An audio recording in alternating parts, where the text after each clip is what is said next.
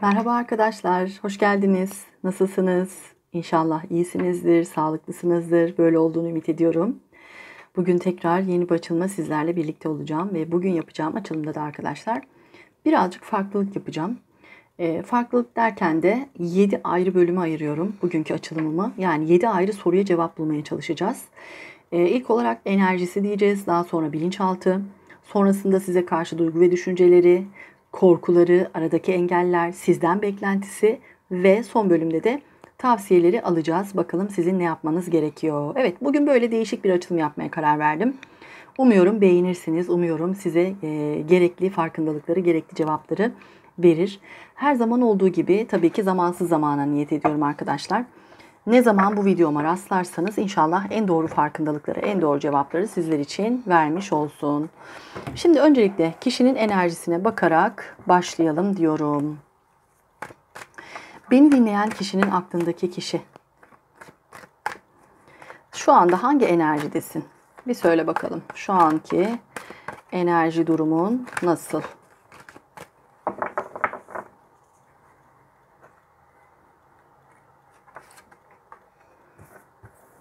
Planlama ve harekete geçme dedi arkadaşlar. Bir hareket enerjisi çıktı.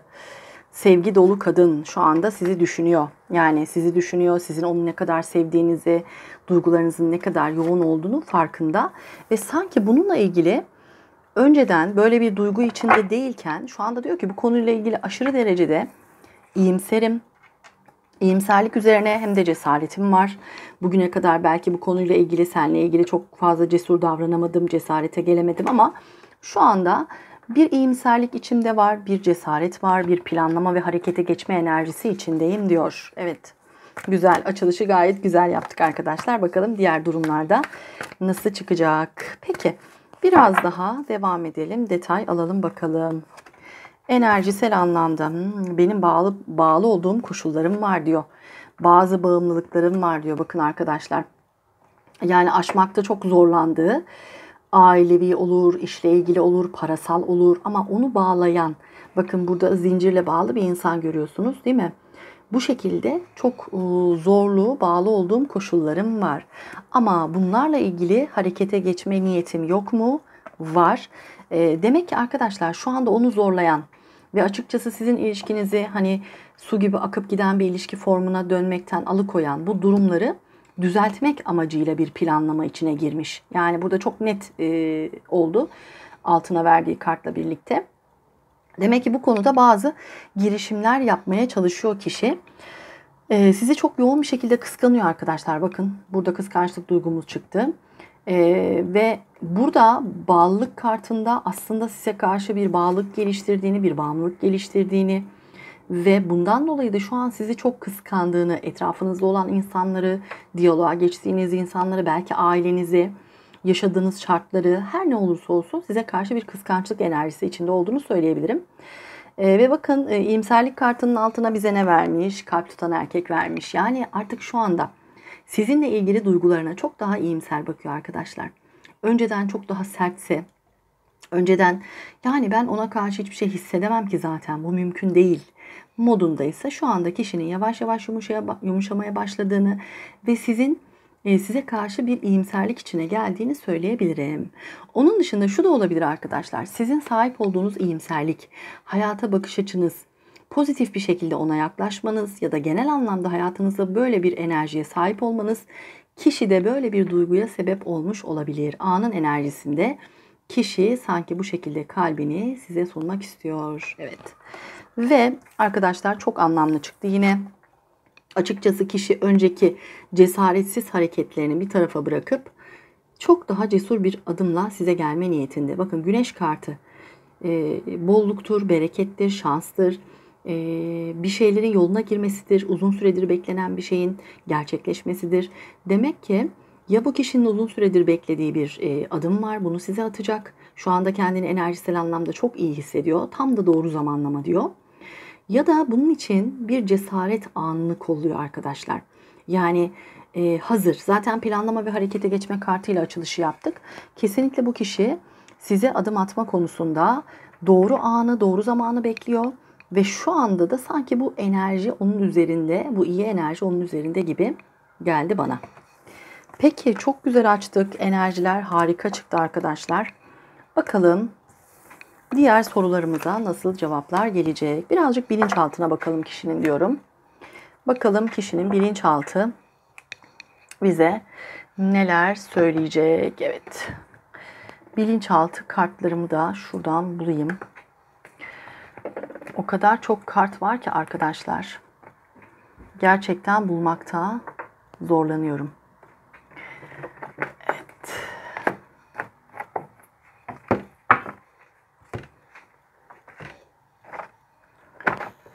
Evet, buldum.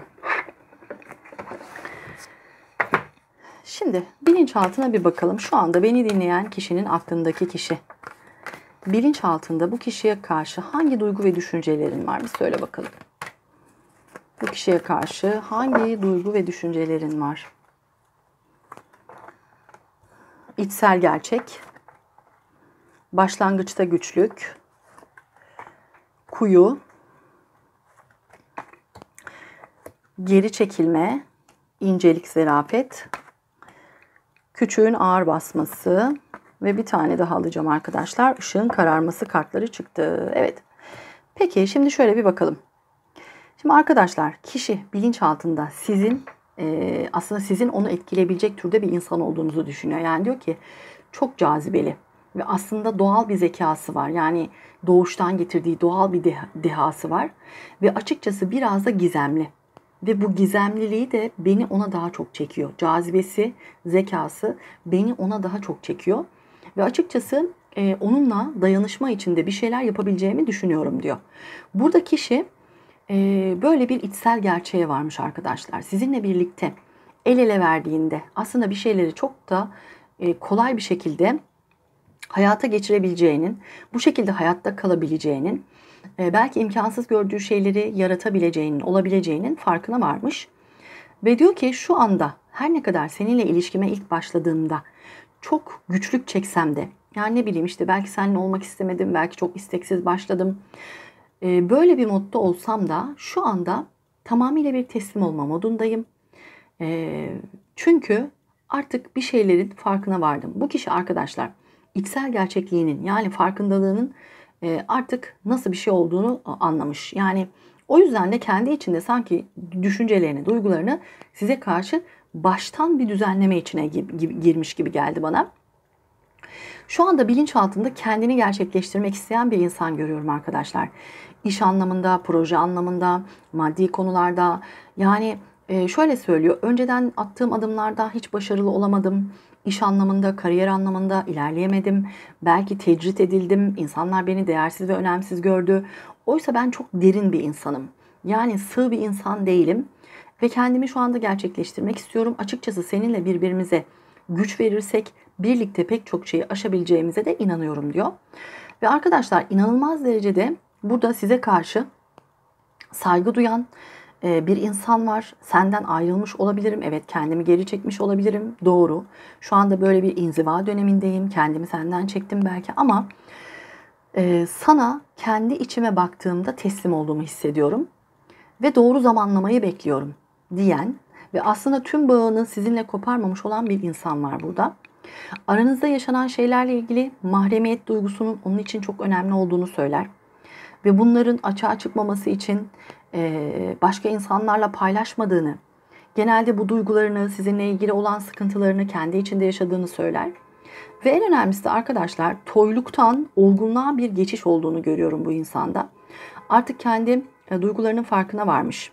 Ben diyor bir başkalaşım, bir metamorfoz dönemi geçiriyorum şu anda. Açıkçası kendimi ve hayatı keşfettiğim bir dönemdeyim. Ancak vazgeçemediğim bazı alışkanlıklarım, bazı rutinlerim var. Bunlar bizim aramızdaki önemli engeller olarak karşımıza çıkıyor. Bu yüzden kendimi kısıtlıyorum.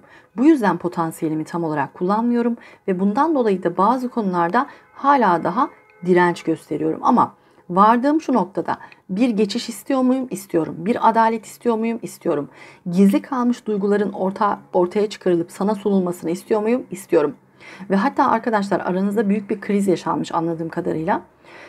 çok açık ve net olunmadığı için veya bazı detaylar atlandığı için karşı tarafa aktarılırken şu anda ben bu krizi atlatmak ve seninle duygusal netliği sağlamak istiyorum. Beni bekle. O beklediğin duygusal netliği sana sağlayacağım. Çünkü benim de içim şu anda hiç rahat değil. Bir şeyleri senden gizli gizli yaptım ya da bir şeyleri senden sakladım. Direnç gösterdim. Her şeye hayır dedim belki. Olumsuz yönden baktım ama şunu bil ki artık bir adalet sağlamak, o bozulan dengeyi sağlamak konusunda istekliyim diyor arkadaşlar. Şu anda çok hassas bir döneminde olduğunu söylüyor. Ve çok daha açık bir şekilde sizinle diyaloğa geçmek, yani açık iletişim yöntemini tercih etmek istiyor arkadaşlar. Önceden kapalı bir iletişim tercih ediyorsa imalarla vesairelerle şu anda açık iletişim istediğini söylüyor. Peki o halde diğer bir sorumuza geçelim bakalım. Diyelim ki arkadaşlar sizinle ilgili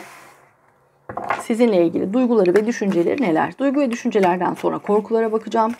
Daha sonra aradaki engeller, sizden beklentisi ve son olarak da tavsiyeler diyeceğim arkadaşlar. Peki beni dinleyen kişinin aklındaki kişi, bu kişiyle ilgili duygu ve düşüncelerin neler? Bir söyle bakalım. Onunla ilgili duygu ve düşüncelerin neler?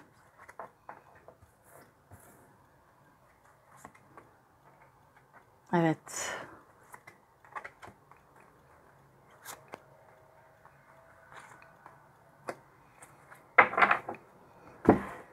Peki şuradan da alacağım.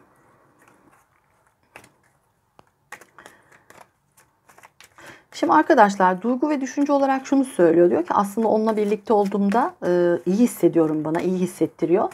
Ve pek çok konuda da onunla dengelendiğimi hissediyorum diyor. Duygusal anlamda, işte düşünsel anlamda beni dengeliyor. Duygusal anlamda çok verici bir insan olduğunuzu söylüyor.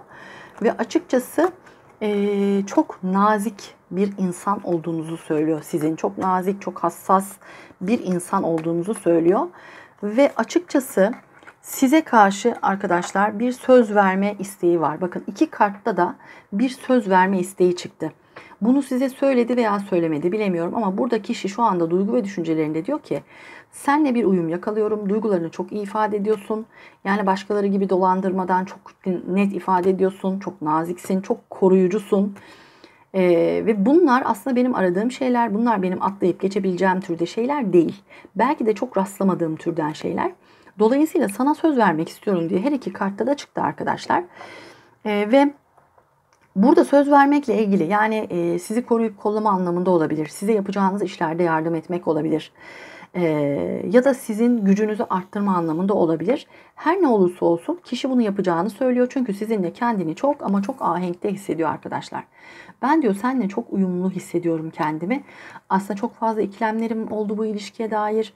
Adapte olmakta çok zorlandım.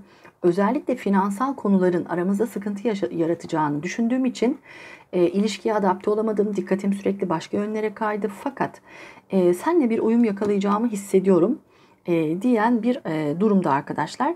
Ve güven duygusu bu insan için çok önemli. Ve açıkçası sizin o feminen yapınız ve kendinize güvenli duruşunuz, kimi zaman gizemli oluşunuz, kimi zaman da böyle çekici yanlarınız onda aslında bir cazibeye sebep olmuş, bir çekime sebep olmuş ve diyor ki güvenmek de istiyorum sana. Evet, güvenebileceğim bir insan olduğunu da artık anlıyorum diyor.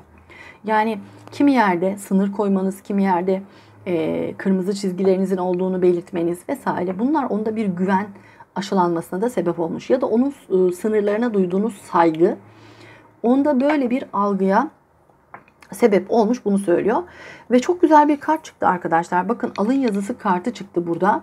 Spider kartımız yani örümcek kartımızda alın yazısı olmak vardır. Burada kişi aslında bu duyguyla çok fazla kendi içinde çatışmış. Yani nasıl olur böyle bir şey? Hani tamam yani karşıma çıktı ama işte gel geç bir ilişki diye düşünmüş. Ama sonradan diyor ki kendi içimde yapmış olduğum tüm bu akıl yürütmelerden sonra artık geldiğim nokta ki çok fazla kaos yaşamış arkadaşlar sizinle ilgili. Çok ikilemi olmuş, çok kaos yaşamış, çok olmaz, yapamam, edemem demiş ama sonrasında diyor ki evet artık farkındayım. Sen benim alın yazımsın. Sen benim karşıma çıkan tesadüfi bir insan değilsin ya da hayatımdan gelip geçecek türde bir insan değilsin ve bundan dolayı da ben sana bir söz vermek, seninle güçlenmek ve seni de daha güçlendirmek, her anlamda güçlendirmek istiyorum diyen bir durumda. Peki, o halde şimdi arkadaşlar duygu ve düşünceleri böyleydi. Korkularına bakalım. Aklınızdaki kişinin korkuları neler? Bir bakalım. Beni dinleyen kişinin aklındaki kişi, senin genel anlamda hayata karşı ya da bu insanla ilgili korkuların neler? Bir söyle bakalım.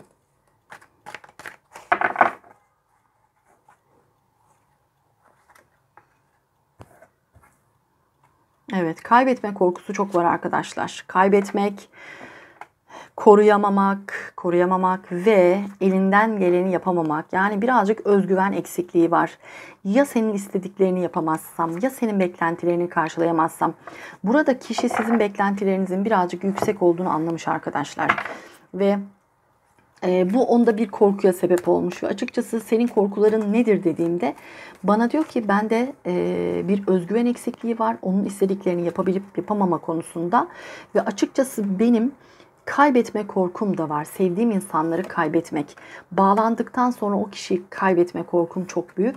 Ve açıkçası arkadaşlar sizden önce yaşadığı ilişkilerden getirdiği yükleri, duygusal yükleri çok fazla olduğu için bu da onun korkuları arasında.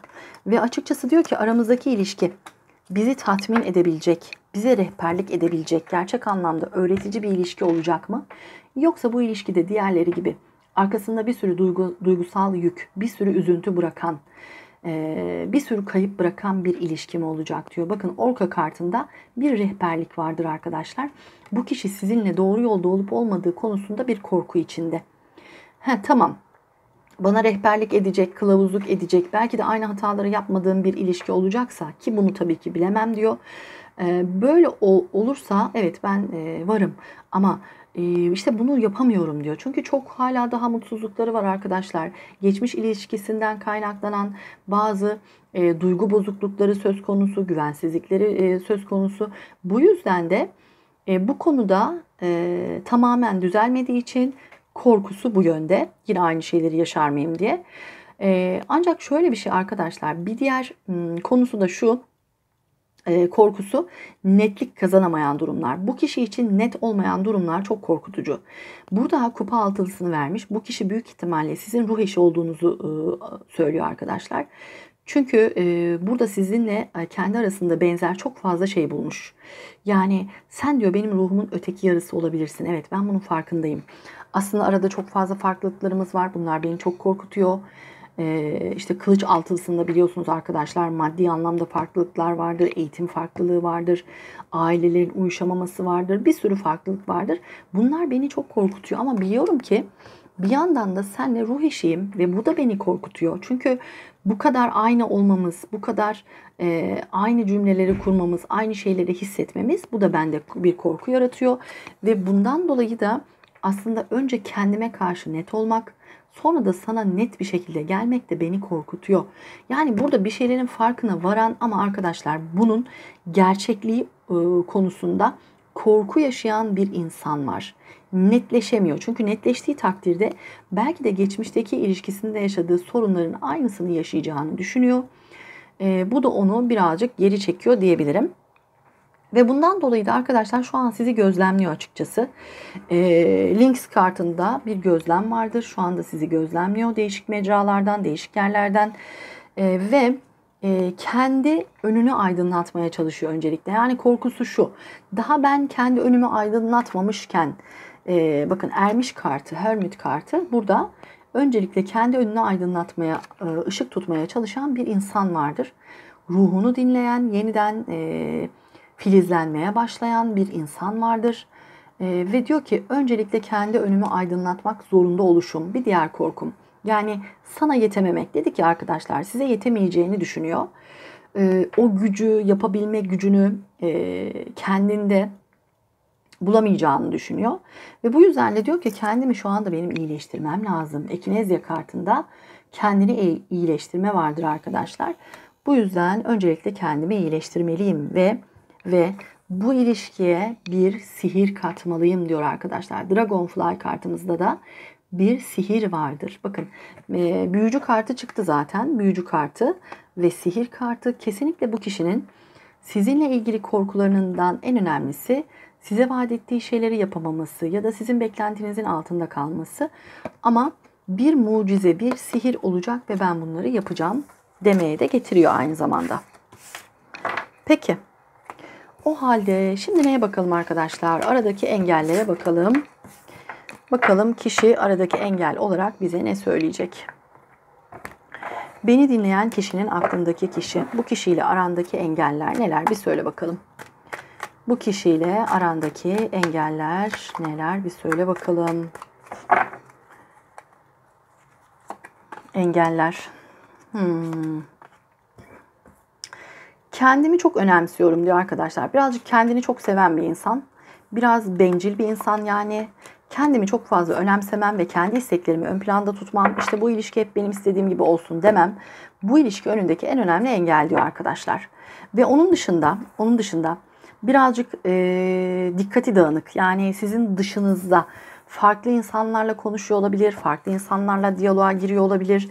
Bundan dolayı bunları da bir engel olarak görüyor. Yani o insanlarla çok fazla vakit geçiriyor olabilir. Arkadaşlarıyla, dostlarıyla, aile üyeleriyle. O yüzden de birazcık bunu engel olarak bize söylüyor. Ve kendisini burada değnek kralı olarak çıkarmış. Aslında çok tutkulu ama çok da fikir değiştiren, çok özgürlüğüne düşkün bir insan olarak verdi. Ben diyor özgürlüğüme çok düşkünüm. Yapmak istediğim çok tutkulu fikirlerim var. Ve bunlar için de birazcık zamana ihtiyacım var. Özgürlüğümü elimden alma. Bu da benim için bir engel diyor şu anda arkadaşlar. Ve açıkçası bu kişinin yüreğinde de yani daha doğrusu ruhunda da çok büyük bir boşluk var arkadaşlar. Bunu da bir engel olarak bize çıkarttı. Yani bu boşluğu hiçbir şey doldurmuyor. Bu boşluğu dolduracak insanı bekliyorum. Bunun tamir olmasını, bu boşluğun tamir olmasını istiyorum diyen bir modda. Ve biraz da vahşi enerjilerde arkadaşlar. Vahşi enerjiler derken bir anda sinirlenmek, bir anda olmuyor etmiyor deyip arkasını dönüp gitmeler. Bunlar da birazcık kişinin yani ani çıkışları, fevri çıkışları bu ilişkinin önünde bir engel olarak çıkmış. Bir de şu çok önemli arkadaşlar, diyor ki bazen benim ne dediğimi sen anlamıyorsun, senin ne dediğini ben anlamıyorum. Bu da bizim aramızdaki en önemli engel. Yani iletişime geçerken birbirimizi dinlememiz çok önemli. Bazen dinlemiyoruz. Bazen dinlesek bile çok saçma bir cevap verebiliyoruz. Ve birbirimizin tam olarak ne dediğini anlayamıyoruz. Ve bir diğer engelli arkadaşlar. Ben diyor aşığım diyor size. Ben sana aşığım. Bu da bizim için engel. Neden engel? Çünkü ben bir değnek kralıyım diyor. Yani benim daha yapmam gereken, daha tamamlamam gereken işlerim var. Vizyonum var, tutkularım var. Ve özgürlüğüm var. Bunu elimden alma diyor. Ve dolayısıyla size aşık olsa da bunu da bir engel olarak görüyor arkadaşlar. Evet, peki. Demek ki engel olarak gördüğü durumlar da bunlardı. Şimdi o zaman neyi soralım? Sizden beklentisi, aklınızdaki kişi sizden neler bekliyor diyelim. Bakalım ne diyecek? Beni dinleyen kişinin aklındaki kişi, sen bu kişiden neler bekliyorsun? Bir söyle bakalım. Beklentilerin nasıl davransın sana? İmparatoriçe kartını verdi. Bana bir imparatorca gibi davransın. Gücünün, güzelliğinin, koruyuculuğunun, hassaslığının farkında varsın. Öz değerine gelsin diyor arkadaşlar. Çok güzel. Burada tabii imparatoriçe kartının da bir de şey vardır. Ne diyeyim size?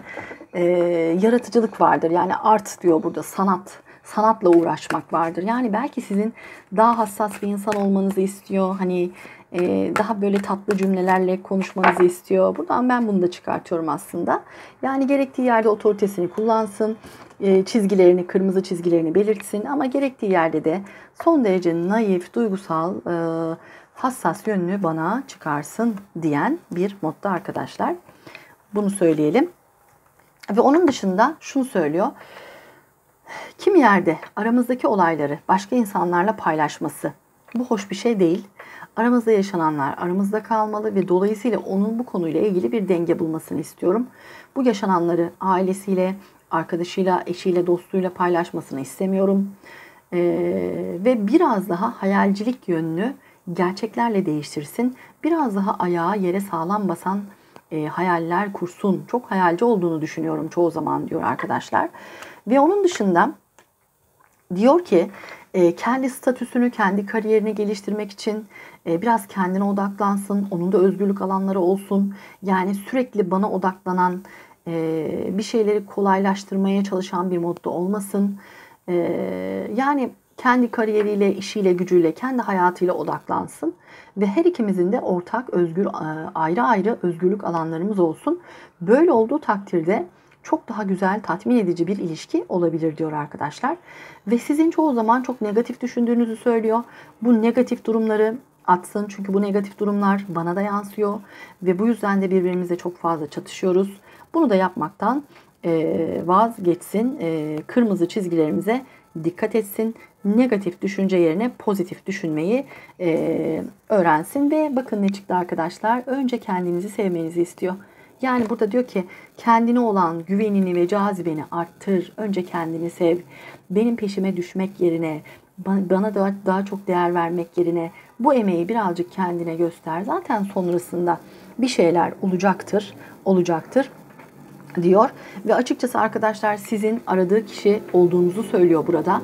Sen diyor aslında aradığım kişisin, o olabilirsin, olsun. Ama dediğim gibi bunlara dikkat etmen gerekiyor. Bunlar benim senden beklentilerim diyor arkadaşlar. Peki o zaman son olarak kartların size tavsiyesine bakmak istiyorum arkadaşlar. Kartların size tavsiyesi ne yönde olacak bir bakalım. Beni dinleyen kişi bu kişiyle ilgili olarak neler yapmalı? Kartların bugün bize tavsiyesi ne olacak? Evet, değnek prensini verdi. Yani şunu söylemeye çalışıyor. Karşındaki insan bir değnek prensi ise, yani ufku olan, özgürlüğünü ön planda tutan, daha çok içine gücüne, kariyerine odaklanan biri ise sen de bunu yap diyor. Sen de bunu yap. Yani sen de kendini geliştir. Sadece o insanı bekleme. İşinde geliştir, eğitiminde geliştir, kariyerinde geliştir. Bu çok önemli arkadaşlar. Kendinize güveniniz açısından bunlar çok önemli. Ve onun dışında arkadaşlar bu ilişkiye emek vermeniz gerektiği söyleniyor. Yani yaptığınız emek, evet emek vermeye devam edin ama emek verdiğiniz zaman işte ben sana bunu yaptım, ben sana bu iyiliği yaptım, sen bana böyle davrandın şeklinde karşı tarafın yüzüne bunu vurmamak çok önemli bir nokta. Bunun önemi burada çiziliyor arkadaşlar. Ve onun dışında şu çok güzel bir şey olarak çıktı. Karşınızdaki insana duygularınızı ifade ediyorsunuz belki ama belki sadece seviyorum diyorsunuz, işte aşığım, ölüyorum, bitiyorum diyorsunuz. Burada kartlar diyor ki bunu birazcık davranışlarına yansıt. Çünkü ben de buna çok inanırım arkadaşlar. Yani bir şeyleri söylemek tamam çok güzeldir ama sözlerden çok eylemlere güvenmemiz gerekiyor. Yani davranışlar çok önemlidir. Davranışa yansımayan hiçbir duygu gerçek değildir. Dolayısıyla birazcık işte seviyorum, ölüyorum, bitiyorum demekten ziyade bence bu kişiye hareketlerinizle, davranışınızla, tutumunuzla bir şeyleri gösterirseniz çok daha iyi anlayacaktır. Samimiyetinize güvenecektir. Bu da yine tavsiye olarak karşınıza çıktı. Onun dışında maddi beklentilerinizin çok fazla olduğunu görüyorum. Çünkü burada bir tılsım kraliçesi olarak çıktınız. Bu konuyla ilgili yeni adımlar atabilirsiniz arkadaşlar. Yeni bir sayfa, yeni bir işe başlamak, yeni bir eğitime başlamak ya da beğenmiyorsanız işinizi bir değişiklik yapmak, bir arayış içinde olmak. Bunlar çok önemli. Ya da kendinizi geliştirmek için bir yabancı dili öğrenmek. Yani kariyerle ilgili de sizin bazı değişimler yapmanız gerekiyor. Büyük ihtimalle sıkıldınız, bulunduğunuz iş yerinden maddi durumunuzla ilgili bir gelişme kaydedemiyor olabilirsiniz. İş arkadaşlarınızla anlaşamıyor olabilirsiniz vesaire. Burada da yeni bir sayfa açmanın, biraz cesur olmanın aslında sizi çok daha ileriye götüreceği söyleniyor. Ve onun dışında kimi zaman çok aşırı derecede sinirleniyorsunuz arkadaşlar. Ve bu sinirle bir anda ağzınızdan çok fazla sözler çıkıyor. Ve her zaman karşınızdaki insandaki negatif yönlere odaklanıyorsunuz. Kupa beşlisinde de çünkü bu vardır. Aslında olumlu ve güzel şeyler de vardır ama kişi hep kötü şeylere takılır, kötü şeyleri su yüzüne çıkartır ve eleştirir. O yüzden kartlar diyor ki eleştirmeyi, kötü şeylere odaklanmayı ve büyük bir sinir halinde karşı tarafa ağzına gelen her şeyi söylemeyi bırak. Bu öfke patlamalarını dengelemeye çalış. Dengelemeye çalış ve aynı zamanda da kendi fikirlerini karşı tarafa söyle. Kendine de ait bir ufkun olduğunu, bir vizyonun olduğunu, hayattan beklentin olduğunu belirt. Sadece o insanın peşine düşen bir insan olma. Hayatını güzel bir şekilde yaşa, kendini geliştir diyor arkadaşlar. Evet, çok güzel farkındalıklar çıktı. Umuyorum sizin de işinize yarar. Tüm olumlu olanları sevgiyle aldık, kabul ettik ve çok şükür öyle de oldu diyelim arkadaşlar. Bize uymayanları yine sevgiyle evrene iade edelim. Bugün de benimle birlikte olduğunuz için, bana vakit ayırdığınız için çok teşekkür ediyorum. Sizleri çok seviyorum. Bir sonraki videoda görüşmek üzere diyorum. Hoşça kalın sevgiler.